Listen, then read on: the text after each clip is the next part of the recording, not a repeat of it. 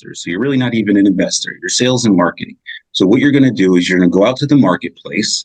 You're going to, and I'm going to keep this very 30,000 foot view. You're going to go out to the marketplace. You're going to find that ugly house, that house that nobody wants, vacant, distressed, fire damage, whatever it is. You're going to get that property under contract at a discounted rate. So you're not, on the other end of it, you're going to have to put yourself in the shoes of, let's say, a fix and flipper. How would they analyze that deal? You're going to have to get it at a low enough price.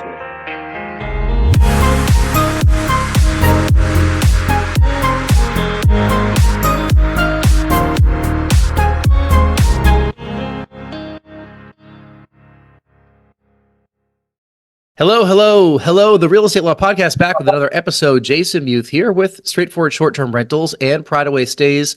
Attorney broker Rory Gill. Rory, we're speaking about real estate meetups, wholesaling, lots of great topics from a really experienced real estate investor that we have met out west in a much warmer climate than us today.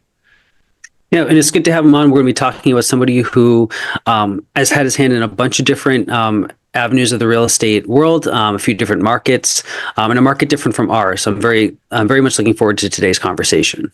Yeah, I really want to get into some wholesaling stuff. We haven't talked about it a ton on this podcast, and I think that the term gets thrown around at real estate meetups all the time. And if you're a newbie going to these things, you might just have no idea what that means. I think of Costco and BJ's Wholesale Club, which is probably a similar concept, but it's very different in the real estate world. But let's welcome the executive director of Azria in Arizona. This is Michael Del Prete. Did I get your title correct? Yes, you did. It's perfect. Yes. And we see Azria on your step and repeat the background. That is a community that is active in Arizona that you are in charge of. You've built this up from the ground up, I believe. We'd love to hear more about what it's like working with a community of investors. Arizona is a very different market from us here in the Northeast. Want to hear about your journey wholesaling? You did start out here. You're from Connecticut, right? Yes, born and raised in Waterbury, Connecticut, so not too far from you guys. I didn't, I've lived there till I was like 18, and then I moved to like last year of high school here in Phoenix. So yeah, this is home now, but yeah, no real estate investing out there, but that's where you kind of, that's home, that's where you're raised. That's where I realized I wanted something better than what I saw in Waterbury. So I saw that out here and I stayed, so. Yeah. So tell us all about Azria. Let's start right there, since you have that in the background. Okay. What is that community? Why is it important to you? And tell us about the members and what people have gotten out of being part of a real estate community such as that. Of course, yeah. Arizona Real Estate Investors Association. That's what it stands for. And as you know, it's like in the background, there's a RIA. There's a RIA in almost every major city and state across the country. So we're under the umbrella of the nationalria.org. So we're a licensed association here in Arizona. There's probably one in Massachusetts. There is one, everywhere. So wherever you're at, check them out. Always start there. That's where the legitimate real estate investors are. The community is where they support you. So here, our mission is to provide networking opportunities, education, support, market information, and government affairs information. So anything in the world of real estate investing, we're here to support them. So Azria, we've been here since 2002, so we're on our 22nd year of doing this. So I took over as executive director about 3 years ago. I've been a member for 12 years, and I've started teaching about 6 years ago. So I've just been ingrained in the community since day one. I leveraged everything it had to offer, and it goes to show, like, I've been doing it for 14 years, and the support of Azria was part of that, like that business, So definitely recommend checking out Azria. Do you see the same faces at each of your meetups? It's both. Yes, you have your veterans, you have your longtime members, right? So it's a mixture. You have your steady people that always come, and then there's a turn rate. Because people get into real estate investing, they see the flashy on the internet, they want to pay their bills next month, and they think they're going to do it by flipping a house. And so there's that turn rate as well. Yeah. I think it's cyclical also, like throughout the year and from year to year. A lot of people maybe start out the year, we're recording this the beginning part of the year, and this will come out, I believe, in February, where people are probably, making a resolution to finally make that change with their job, their life, their investments. They want to pop into a real estate community such as that. For people that are dipping their toe how do you guys welcome them in? Got it. So we always recommend going to our main meeting. So we do about 15 events a month. So we have our main meeting where we have about 200 investors come. We do networking, trade show, and market update, right? So that exposes you to the community. And then throughout the month, we have what we call subgroups. So smaller groups, anywhere from 10 to 30 people, and they're for every specific strategy. So fix and flipping, landlording, notes, beginners group, women's. So we say, come into the community, go horizontal, check all what real estate has to offer, all the basic one-on-one programs, talk to the subgroup leaders that have been in the business 5+ years and are active in our business, our community today, investing, get a feel for everything. Because ultimately we say you have to create your investor identity, right? You got to understand who you are as an investor. Are you going to flip? Are you going to hold? Why are you here? How does that help you reach your goal? So that's our main goal. Get a taste of everything, build your investor identity, then go vertical once you know that strategy you want to go forward in. Mm-hmm. Rory, think about the kind of people we've met at local real estate meetups. I keep using the word meetup. I don't think that the ones we've been to are officially under the RIA title, but I'm sure that maybe some of them are. Do you know? Not that I'm aware of. I mean, we've been part of groups that have kind of come and gone, some that have had their heyday and not, but it's always a fun group of a couple people who are just getting started. And when I mean just getting started, they don't know any of the acronyms or anything that we're talking about right now, and they're looking to do something. And what's been nice to see over the past couple of years is some of those same people that were very much beginners can become successful over a couple of years, to the point where they command a following of people that admire what they've done and look up to them and their achievements. And then there are the mainstays that have been there for a while. But as you're talking about doing things horizontally, I think that's an interesting way to put it. We've seen people who are active as real estate agents. I know that's not necessarily real estate investing, but it's one way to get involved in the real estate area. People who are doing wholesaling, people who are doing flippers, people who have their strengths as contractors, and people who just quietly acquire properties over time. So there's a home for everybody in this space, and it's been very supportive of everybody, including the newbies in this industry. Mm-hmm. Michael, let's talk a little bit about wholesaling, which is one of the many things that you've done in your real estate career, because, going to your website and watching some of your videos and seeing what you have linked up on Instagram, I could tell that you're speaking to people that are new to the wholesaling space and trying to educate them. Let's just start with, what the heck is wholesaling? I learned about this over a decade ago from Rory, back when he had an office share, and somebody in his office was a wholesaler, and I didn't quite understand exactly what all that was. And I bet you there's a lot of people that show up at RIAs that this might be something they want to do, but they're afraid to ask what it even is in the first place. So maybe you could tell us. Yeah, of course. So wholesaling, you're providing a service to real estate investors. So you're really not even an investor. You're sales and marketing. So what you're going to do is you're going to go out to the marketplace. And I'm going to keep this very 30,000 foot view. You're going to go out to the marketplace. You're going to find that ugly house, that house that nobody wants, vacant, distressed, fire damage, whatever it is. You're going to get that property under contract at a discounted rate. So you're not, on the other end of it, you're going to have to put yourself in the shoes of, let's say, a fix and flipper. How would they analyze that deal? You're going to have to get it at a low enough price where a flipper can go in and add value and make it a pretty house. So you will get it, let's say, at under contract with the homeowner at $100,000.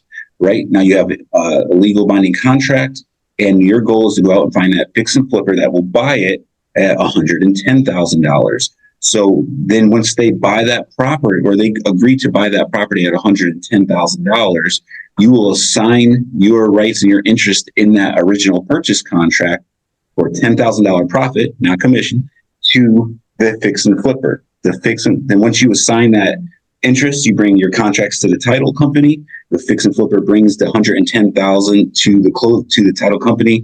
$100,000 goes to the homeowner. $10,000 goes to you for providing that service. So yeah, you're flipping paper is ultimately. So you're a market maker, essentially. You're out there finding the properties, and then you're finding the people that you could assign it to, and then that person takes the property from that point and does whatever they're going to do with the property. That's where no money, no credit, low risk, all that type of marketing comes about when you're trying to figure out how to learn about it. that's what they mean. It's like it really does cost money. It's more effort and sweat equity, but it costs money for gas to go driving, marketing materials, right? So, what they mean as investing, you don't have to buy the house. Mm-hmm. You physically don't have to take the money out of your bank account, go get a loan, and figure all that out. I feel like it's a lot of people who are in their 20s who are just starting out in this world that probably don't have the cash to put down on properties. I'm sure that there's wholesalers that go all the way up the food chain, especially people that have been doing it for a long time. But would you say that is kind of the entry point of someone that wants to start in wholesaling?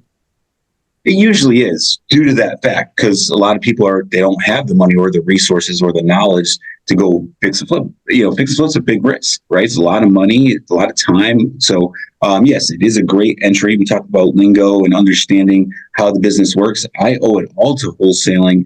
I made that transition, wholesaler to flipper to landlord to short-term rental to cherry picking anything on the top, because you have to go out there as a wholesaler and understand how a landlord thinks, understand how a flipper thinks. You got to understand all these strategies. So when you're analyzing, your leads come into your business, you could say, hey, the seller won't go that low. They're not that motivated. Can I get them up a little higher? Maybe a landlord will buy that property. So the more strategy, it forced me to think and at different, look at different strategies. Yeah. It's one of my concerns with wholesaling. When I see people kind of come to the RIA meetups and they hear the first part of that and saying it's a relatively low capital way to start working in the real estate investment field, but they kind of forget what comes with it. By that, I mean, it takes a lot of real intelligence with marketing and sales. And some people don't necessarily have that talent, but they see it as just a way to get into the space without really thinking through whether or not they're the right person for that type of investing. Very true. Going back to the investor identity, like I was talking about, sometimes this is a business. So let's just scrap real estate investing and all this. Let's go to mindset and business. Those are the fundamentals to get into this, right? Because they come in, they want to change their life, they're inspired, but they got kids or the no money, or they're going to college, and it's just extra work on top of your normal life. So some people just aren't made for it, in any business to go into that and learn that. So you have to have the right mindset and business attitude to jump in to this. When I'm online in a Facebook group that's related to real estate and people are looking to build their lists up, are those folks wholesalers? Build their buyer list? Okay, buyers. So you're in a Facebook group and someone's like, hey, I got a deal coming up, or I have a deal. Can I, reach out? Yeah, there's different ways to look at it. You might have a deal. In those groups, it's all wholesalers is the way I feel. They're all looking to build their list. So they say they have a deal. Then when you reach out, oh, I don't have it anymore. It's sold. Well, I got your information. I'll get you. Those are ghost ads, right? There's that stuff that people do.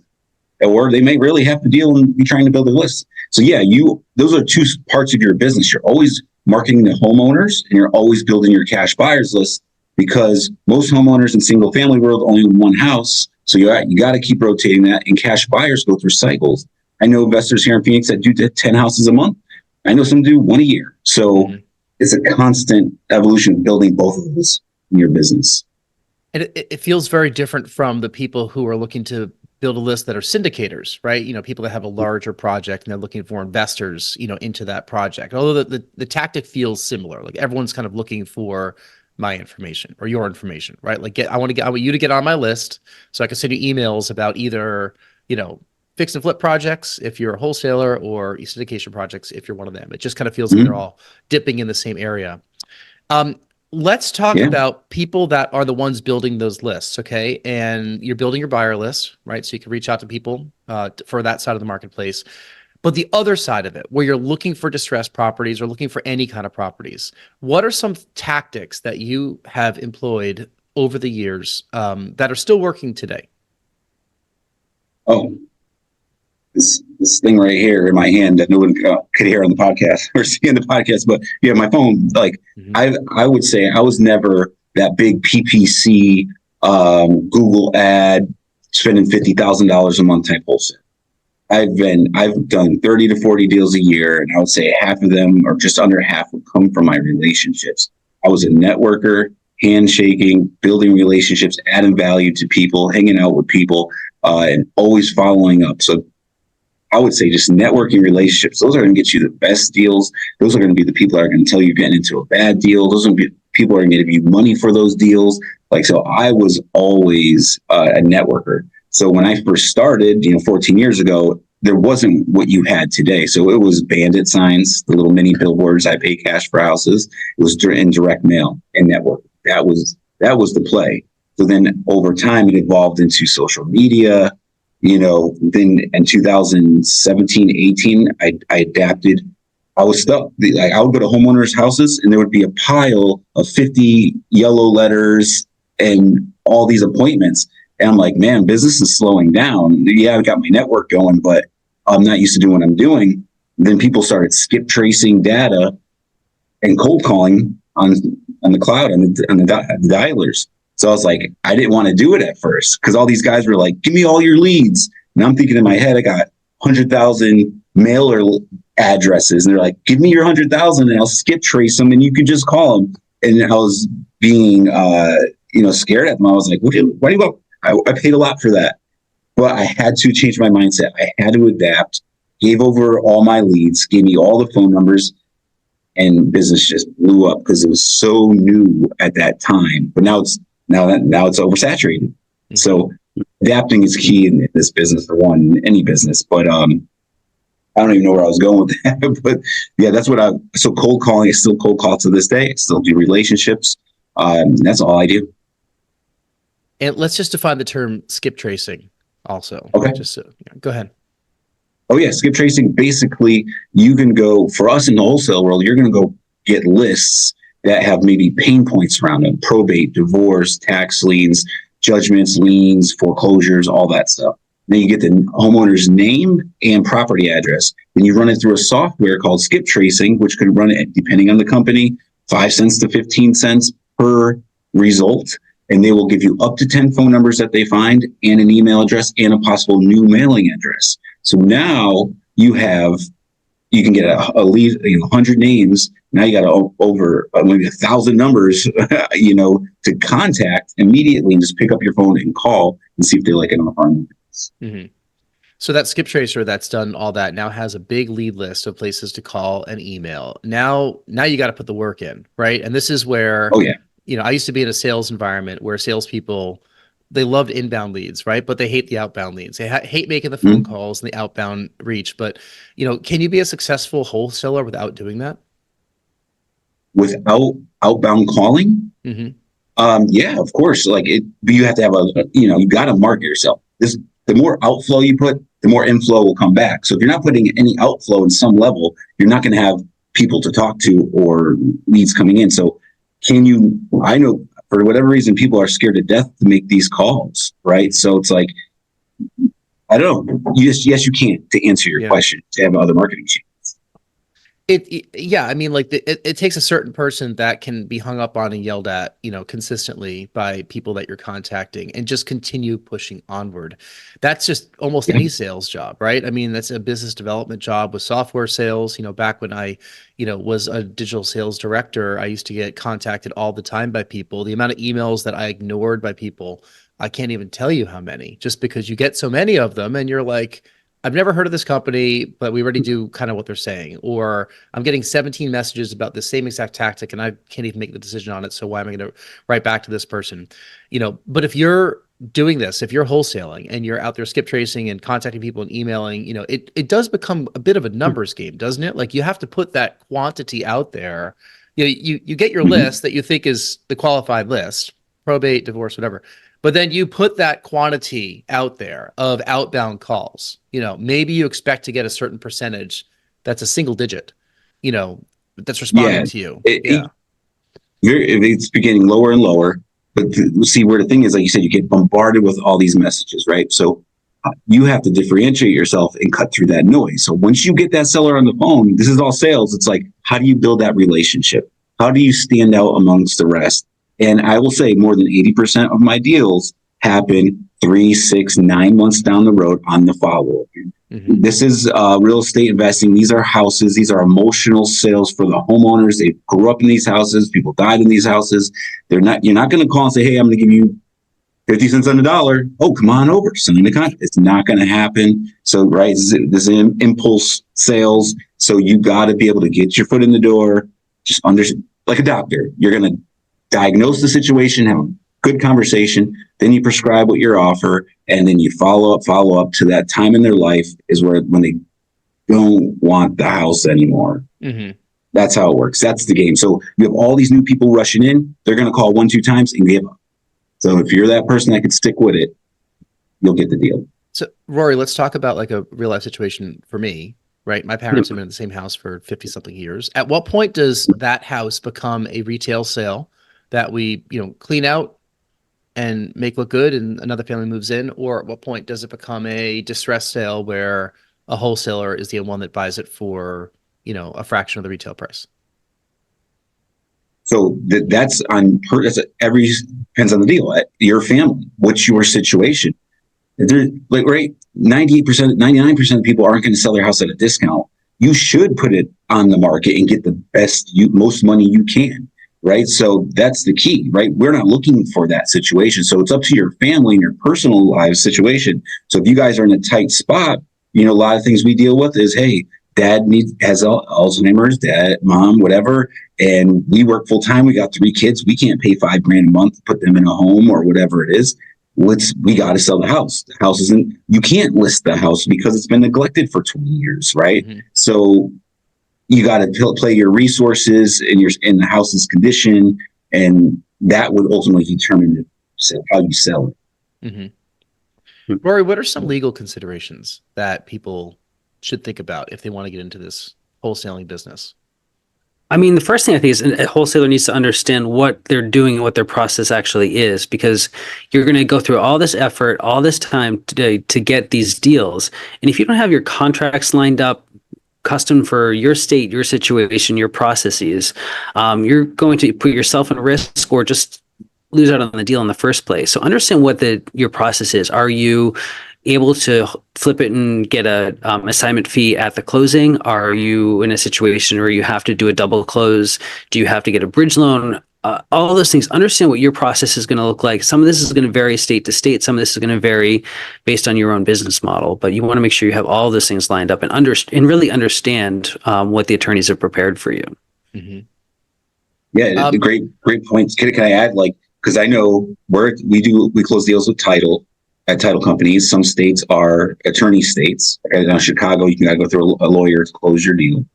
And I think there's about 3 states right now wholesaling is illegal, and a bunch of states are putting disclosures. Like for the first time last year in August, Arizona rolled out 2 disclosure statements that you must have in your contracts and let the seller and buyer know. So they're gradually coming and happening throughout the country. So also wherever you're at in this world, whether you're virtual wholesaling or in your state, definitely look up the law. And I'd also add, if you are a licensed real estate agent as well, you have to make sure that it's clear what capacity you're operating in with the person. If you approach them and the person thinks that you're a real estate agent or you hold yourself as a real estate agent, the government and the authorities can start to look at the transaction as if it's a net listing, which is illegal, I think, in just about every state, where a real estate agent takes a commission as the difference of the sales price, instead of a percentage of the whole thing. That's illegal. That will get you to lose your license. So you have to be really careful if you also operate as a real estate agent. Michael, on your website, you have a top 20 Q&As that new wholesalers always ask, downloadable piece. Without going into all 20, what are a couple of those top things that you hear all the time? Should I get my license? Right. That's always one. I think you don't need it. I never got it. My situation, I had my wife get her license, right? So she's an agent as well. So it's kind of like a family thing. However, I don't recommend getting your license right away because it's 2 different businesses, right? So sometimes people are like, hey, I want to, get a couple extra deals over here. And while I'm learning how to wholesale, I like that idea. But you got to stick with something and learn the wholesaling business first. Get all the kinks out, get a couple deals under your belt. then transition into, because a license can be resourceful, right? You can maybe get more credibility going into some deals. You have access to MLS, all that. There are benefits, and I don't think it's a bad thing. I just think as a new investor, it's the timing, because you got to get 90 hours here in Arizona, plus your study time, plus the test taking time, and then it has nothing to do with real estate investing. So I'd rather you take those 90 hours and write offers and market yourself as a wholesaler and get a deal under contract versus trying to do both at the same time. When you're getting started, you get overwhelmed and you quit. Mm-hmm. So we want you to see. I want to actually ask about one sort of similar business that was bigger in Arizona than it was ever in the Northeast. A few years ago, there was kind of the iBuyer trend, where these larger companies would go out and make a similar pitch to people to sell them without listing it on the open market, and they in effect would become these large corporate wholesalers. My questions for you are, was that did that compete with your business, and was it difficult to compete against them? And then when these businesses fell on their face, do you have any reason or anything to say about why a lot of these businesses failed? Got it. Great. So yes, it was once again adapting, right? Adapting to change. These guys came in, they were paying 80. Us, we'd like to pay 70 cents on the dollar, 60 cents on the dollar, right? They are coming in buying 80%. All of a sudden they're at 90%. All of a sudden they're at 100%. So what funny thing is, these corporations, hedge funds, iBuyers, they test everything here in Phoenix, right? So when they first started, it worked out really well because I'm locking up houses with homeowners, and then offer pad, open door. They're like, we'll buy any house. So I got a contract with a homeowner. I'm negotiating. I would go to the iBuyer website, ask them what they would pay for the house. They would tell me what they would pay for the house. It would allow me to give the homeowner a better offer if they wanted more.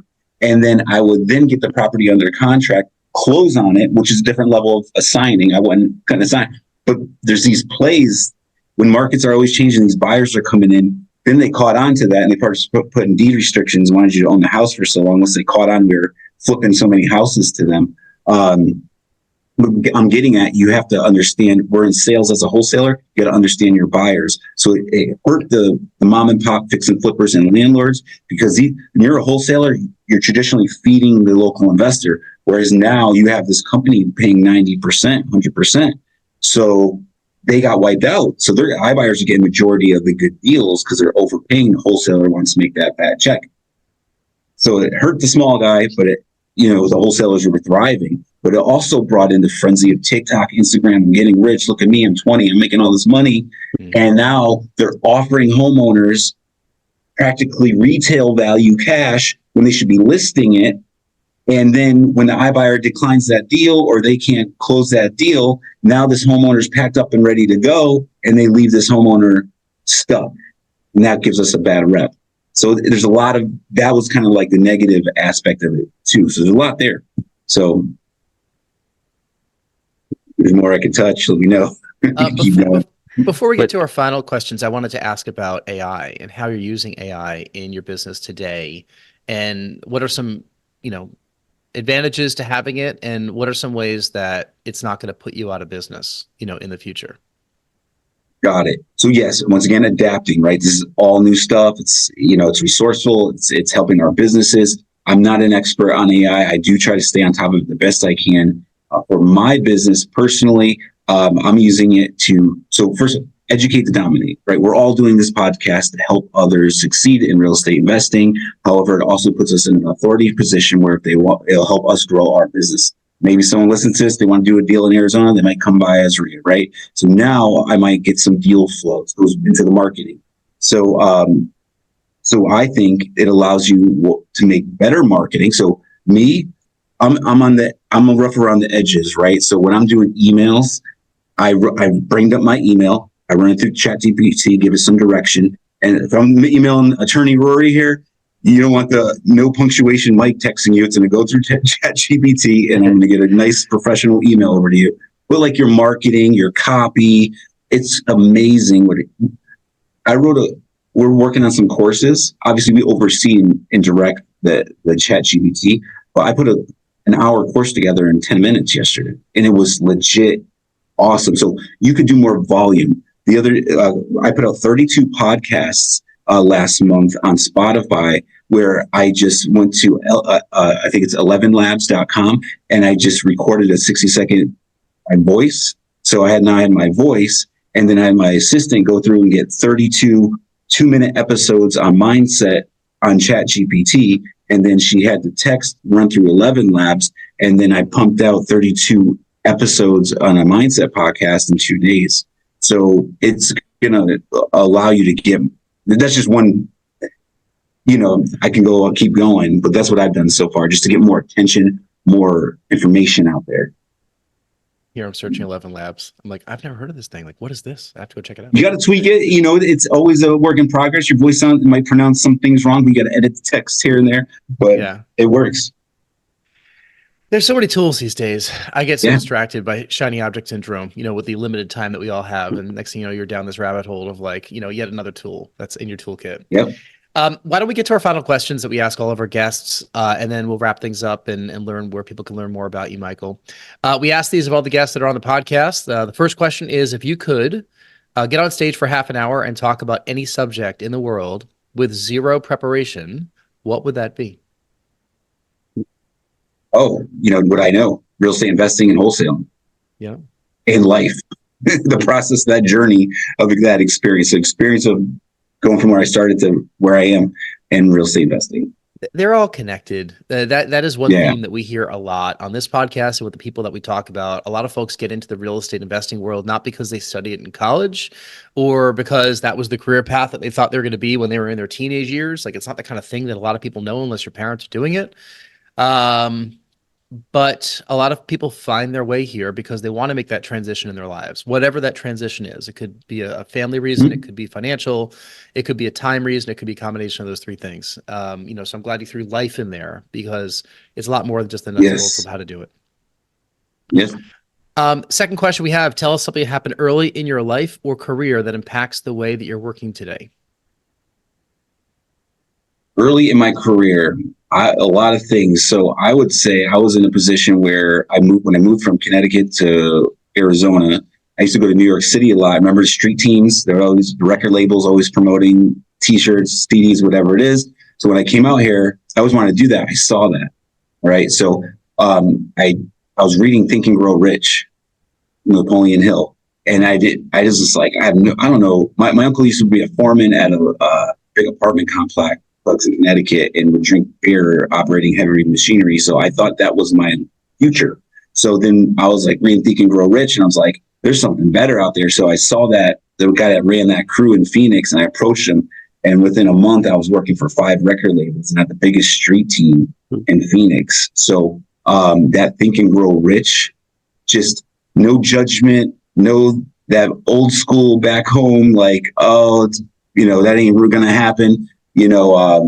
Just did what it said and didn't think about it and applied it, and my life changed.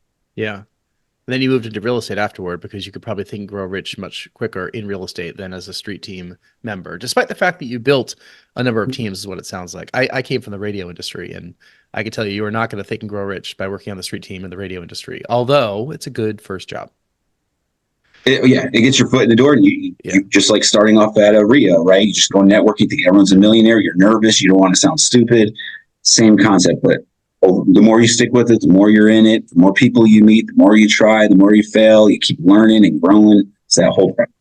That's the key, is the people you meet, because I think if you're, kind of down this road in your 20s, in your late 20s, you might have encountered so many people that trust you now, or they know your face, and they might have opportunities where when they're looking for somebody to grow their business, you might be that person, so it's not just the low salary that you're collecting, it's the relationships that when you're 30, you can't just buy those relationships. Right? You've been working on them for a decade, with everything that people in their 20s do. So, anyone that is working in kind of a lower paying field that's listening to this, wanting to get out of it, but it's a fun entertainment type related business, realize that your network that you're building, that is really the salary that you should be, thinking about how much money you're earning. That's more than the money you're getting, frankly, in my opinion.